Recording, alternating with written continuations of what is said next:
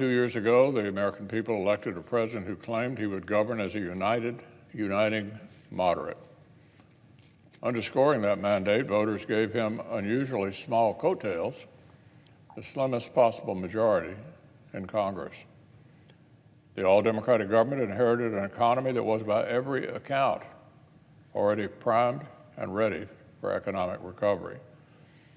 Vaccines were already flooding the country. Major bipartisan stimulus had just passed literally days earlier. And remember, before the temporary COVID shock, years of Republican policies had our economic fundamentals humming along: low inflation, low unemployment, robust growth, an outstanding trifecta for working families. To put it as plainly as possible, Democrats had one job: just don't mess things up. But alas, fast forward to today. Overall inflation is a staggering 13.2% since President Biden and his party came into power. Consumer prices through the roof.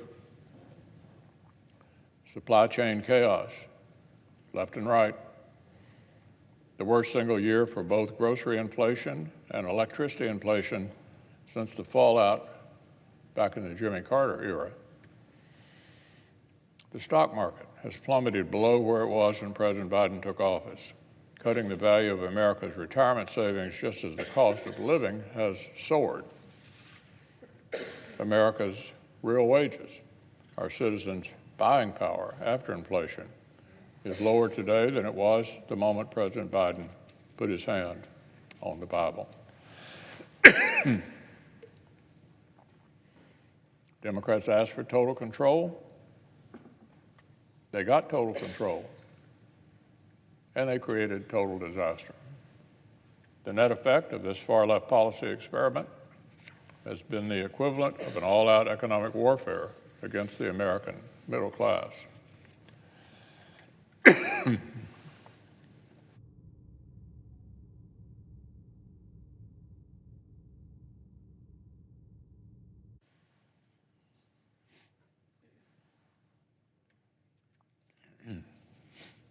But alas, Democrats hardly seem to even notice, much less care.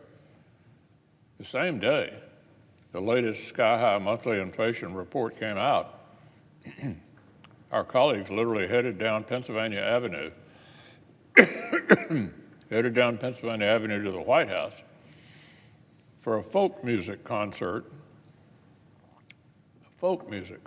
celebrating additional hundreds of billions they had just dumped into green energy subsidies.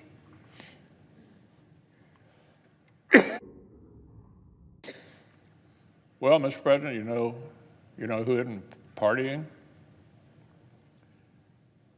Working families in Wisconsin who are paying a Democratic inflation tax averaging $673 every single month just to tread water. In Georgia, $681 every month.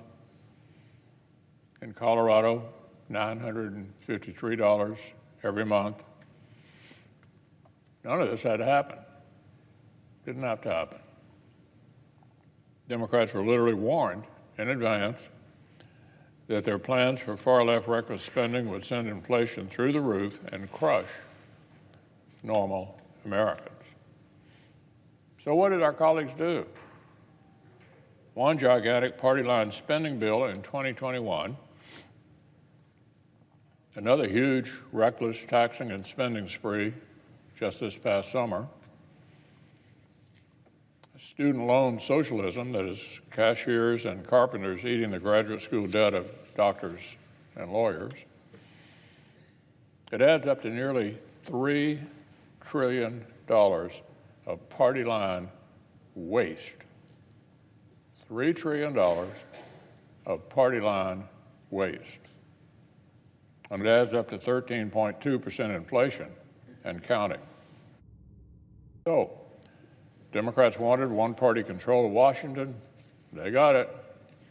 They promptly used that power to create a literal nightmare for American families.